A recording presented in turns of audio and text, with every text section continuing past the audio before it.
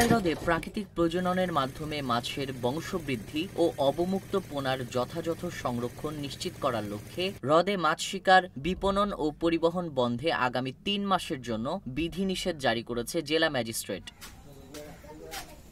বাংলাদেশ মৎস্য উন্নয়ন কর্পোরেশন রাঙামাটি শাখার ব্যবস্থাপক কমান্ডার ফয়েজ আল করিম বিষয়টি নিশ্চিত করেছেন। কমান্ডার বলেন, আগামী ১ মে দিবাগত রাত ১২টা থেকে চলতি বছরের ৩১ জুলাই পর্যন্ত হ্রদে মাছ শিকার, মাছ বিপণন, পরিবহন এবং স্থানীয় বরফকল বন্ধ থাকবে। পরবর্তী নির্দেশনা না দেওয়া পর্যন্ত এই আদেশ বলবৎ থাকবে। এই সময়ের মধ্যে কেউ যদি এই আদেশ অমান্য করে কোনো উপায়ে হ্রদে মাছ শিকার, বিপণন এবং পরিবহনের সাথে সংশ্লিষ্ট থাকে তার বিরুদ্ধে আইনানুগ কঠোর ব্যবস্থা নেওয়া হবে।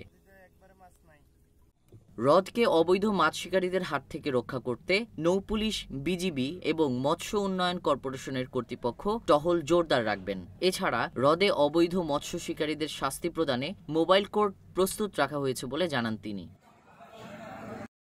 এছাড়াও হ্রদের ৪টি গুরুত্বপূর্ণ স্থানসমূহকে মাছের অভয়াশ্রম ঘোষণা করা হয়েছে। অভয়াশ্রমগুলো হলো জেলা প্রশাসকের বাংলোঘাট, রাজবন বিহার ঘাট, লংগদু উপজেলা ইউএনও অফিস ঘাট এবং নানিয়াচর ৬ বিল। এই অভয়াশ্রমগুলোতে সারা বছর মাছ শিকারে নিষিদ্ধ থাকবে বলে জানানো হয়। হ্রদে ৩ মাস মাছ আহরণ বন্ধকালীন সময়ে নিবন্ধিত জেলেদের জন্য সরকারের পক্ষ থেকে ভিজিএফ চাল বিতরণ করা হবে বলে জানান তিনি। নৌ কমান্ডার আরও বলেন, মাছ ধরা বন্ধ মৌসুমে কাপ্তাই হ্রদে মাছের উৎপাদন বৃদ্ধির লক্ষ্যে পর্যাপ্ত পরিমাণের মাছের পোনা ছাড়া হবে। তাছাড়া হ্রদে যারা অবৈধ জাল দিয়ে মাছ শিকার করছে তাদের বিরুদ্ধে কঠোর ব্যবস্থা নেওয়া হবে বলে জানান মৎস্য কর্মকর্তা।